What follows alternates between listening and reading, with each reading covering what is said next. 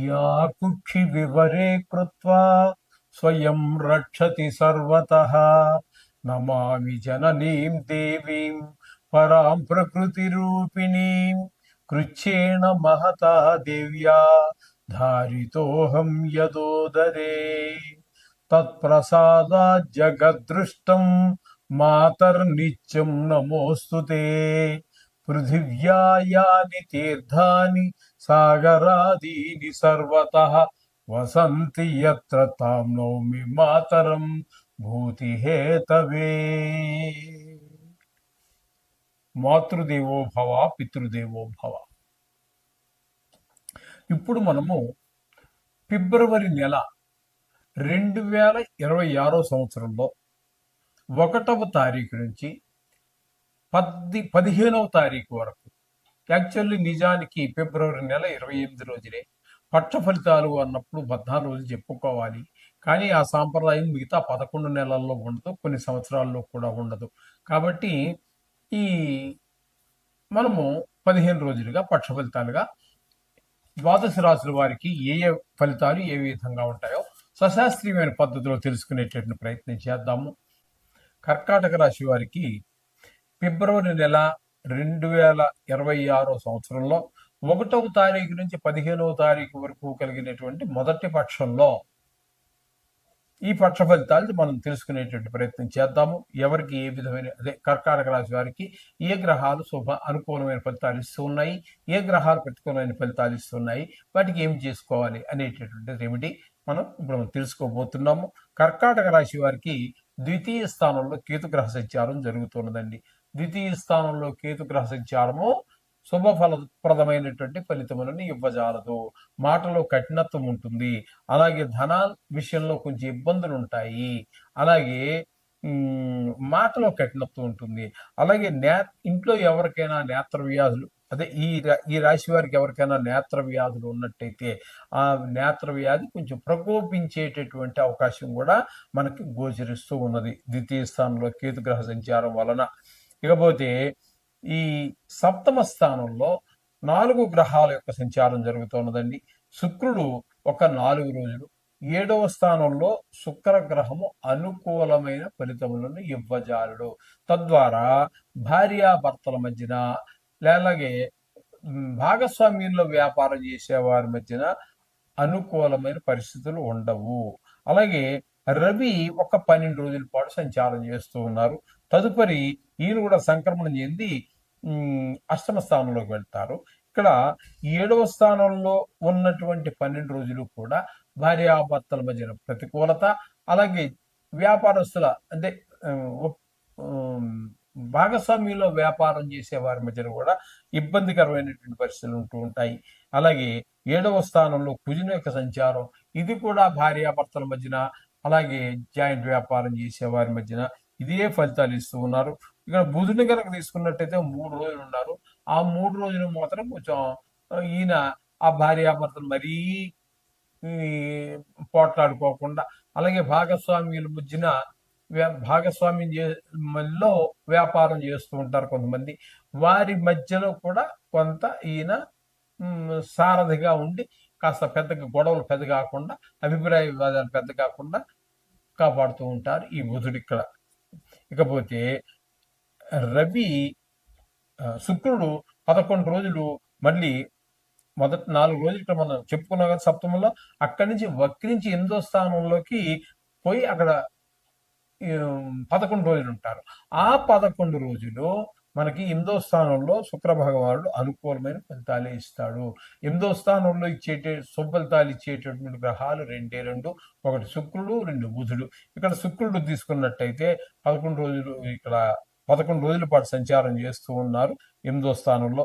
ఆ 8వ స్థానంలో ఉన్న కారణంగా కొంతమందికి అన్ని భయంకరమైనటువంటి జబ్బు నుంచి, అసలు ఆయన ఉంటారా చనిపోతారా తెలియనటువంటి పరిస్థితి, డాక్టర్లు ఏం చెప్పలేము అని చెప్పి చేతులు తీసినటువంటి వారు, అటువంటి వారు ఎవరైనా ఉన్నట్టయితే వాళ్ళని ఈ శుక్ర భగవానుడు తప్పకుండా కాపాడే ప్రయత్నం ఆయన వంతుగా ఆయన చేస్తాడు. అలాగే రవి యొక్క సంచారం కూడా ఒక 3 రోజులు జరుగుతోంది. అష్టమ స్థానంలో రవి సంచారం అనుకూలమైన ఫలితములను ఇవ్వజాలడు. అక్కడ కూడా కొంచెం ఎవరికో ఆరోగ్యం బాగలేని విషయాలు, అవమానాలు, పరాభవాలు ఇవన్నీ కూడా మనకి స్పష్టంగా గోచరిస్తూ ఉంటాయి. ధన నష్టం, కలహాలు ఇవన్నీ కూడా మనకి 8వ స్థానంలో రవి సంచారం వల్ల కలుగుతూ ఉంటాయి. ఇకపోతే 9వ స్థానంలో శనీశ్వరుని యొక్క సంచారం జరుగుతోంది మీనంలో. ఆ శనీశ్వరుని యొక్క సంచారం చెప్పుకోవాలి అంటే అది తండ్రి గారి ఆరోగ్యం విషయంలో కొంచెం ఇబ్బందికరమైనటువంటి పరిస్థితి ఉంటుంది. అలాగే గుళ్ళు గోపురాలకు వెళ్ళాలనుకుని మీరు టికెట్ బుక్ చేసుకున్నాం, 6 నెలలు అయింది, సంవత్సరం అయింది, ఇవేవి నడవండి. ఆయన మీకు అనుకూలమైనటువంటి యాత్ర పరిపూర్ణంగా సంపూర్ణంగా కానివ్వడు. ఒకవేళ వెళ్ళినా అక్కడికి వెళ్ళాక మనం ఏదో అనారోగ్యం పాలయ్యి సరిగా దేవుని మీద దృష్టి పెట్టలేకపోవటం లాంటి ఎన్నో ఆటంకాలు, ఏదో ఒక ఆటం భగవంతుడు అనుకుంటే భగవంతుడే కదండి మరి నవగ్రహాలు కూడా. అంచేత నవగ్రహ రూపేణ జనార్దన అని జీవానాం కర్మఫలితం నవగ్రహ రూపేణ జనార్దన అని చెప్పేది మన శాస్త్రం చెప్తోంది. సాక్షాత్తు ఆ నారాయణే నవగ్రహాలు. ఆయన అనుకుంటే కాందే ఉంది, ఆయన అనుకుంటే దాన్ని ఆపడం పని, రెండు కష్టమైనవి ఏం కాదు. ఆ విధంగా శని భగవానుడి వల్ల ఆ విధమైన ఫలితాలు ఉన్నాయి. ఇకపోతే వ్యయ స్థానంలో గురు సంచారం చెప్పుకోవాలండి. వ్యయ స్థానంలో గురు సంచారం అనేటటువంటిది అక్కడ మనకి ధన వ్యయము, ధన నష్టము ఇత్యాదులన్నీ కనబడుతూ ఉంటాయి మనకి. ఇక్కడ అయ్యేటటువంటి వ్యయ స్థానంలో గురు వలన ఖర్చు అయ్యేటటువంటి ధనం ఉన్నట్టయితే ఆ ఖర్చు ఏదైతే ఉందో అది మీకు భవిష్యత్తుకు పనిచేసేదిగా ఉంటుంది. ఖచ్చితంగా అది ఏంటంటే ఒక ఇల్లు కొనటానికో, లేకపోతే ఒక టీవీ కొనటానికో, ఒక కారు కొనటానికో, ఒక గృహం కొనటానికో, లేకపోతే పిల్లల్ని ఏదో అబ్రాడ్ పంపించాలి చదువు కోసం దానికో, మొత్తం మీద ఆ ఖర్చు చేసినటువంటి ధనం మాత్రం మీకు సత్ఫలితాలే ఇస్తుంది. మంచి పనికే మీరు ఖర్చు పెట్టగలుగుతారు. ఈ విధమైన ఫలితాలన్నీ కూడా మనం ఈ మిథున రాశి కర్కాటక రాశి వారికి చెప్పుకుంటున్నాం. అయితే నిత్యము పూజించేటటువంటి ఇక్కడ మనకి అనుకూలంగా గట్టిగా అనుకూలమైన ఫలితాలు ఇచ్చేది ఒక్క శుక్రుడు కనబడుతున్నారండి. ఇంకంతకు మించి మనకి పెద్దగా గ్రహాలు ఏమీ లేవు. కాబట్టి వీరు కొంచెం చాలా జాగ్రత్తగా ఉండవలసినటువంటిదే. డబ్బుల విషయంలో కానీ, మాట విషయంలో కానీ ఇవన్నీ కూడా జాగ్రత్తలు తీసుకుంటూనే ముందుకు వెళ్ళాలి. సో ఈ యొక్క మీనరాశికి వ్యయస్థానం అవుతోంది. వ్యయస్థానంలో ఒక్క శుక్రుడు తప్పితే ఏ గ్రహము యోగించదు నవగ్రహాలలో గోచార రీత్యా. అది గుర్తుపెట్టుకోండి.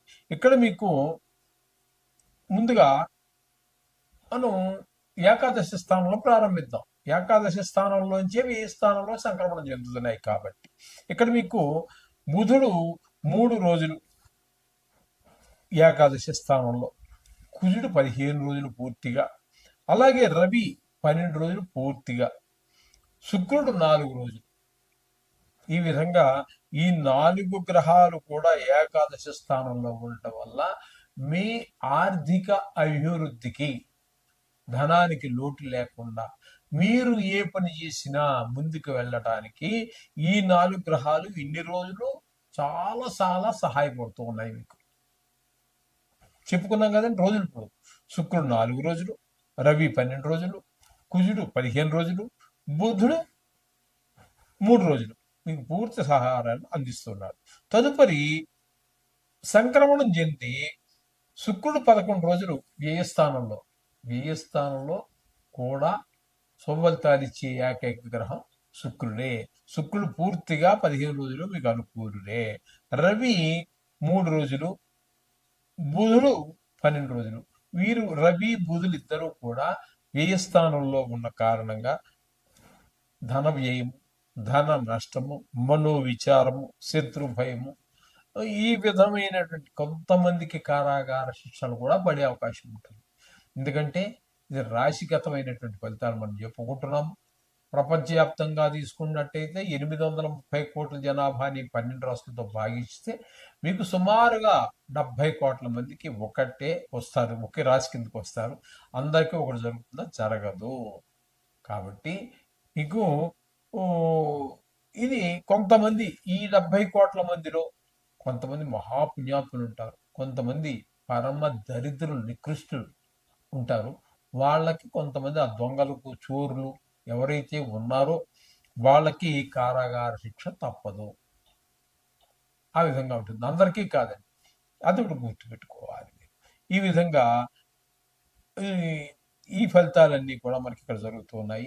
ఇకపోతే రాహు కూడా సంక్రమణం చెంది ఈ 11వ రాశి నుండి 12వ రాశికి వచ్చినటువంటి వాడు కాదు, అక్కడే ఉన్నారు ఆయన. అది ఆయన కూడా ఇదే ధన నష్టం, ధన వ్యయం, అలాగే కలతర నష్టం, విదేశీ యానానికి ఒక్క విషయంలో మాత్రమే సహకరిస్తారు. ఇదేంటంటే విదేశీ విదేశాలకు వెళ్ళాలి, చదువు నిమిత్తమో వైద్యం నిమిత్తమో లేకపోతే చూడటం విజిట్ గాను మరి ఎట్టో అట్లా వాళ్ళకి మాత్రమే ఈ రాహు 12వ స్థానంలో ఉండి సహకరిస్తాడు. మిగతా అన్ని విషయాల్లో చాలా క్రూరంగానే ఉంటుంది ఆయన యొక్క వ్యయస్థాన చలనం. కాబట్టి ఈ విధమైన ఫలితాలన్నీ కూడా మనకి మీనరాశి వారికి చెప్పుకోవాల్సి ఉన్నది.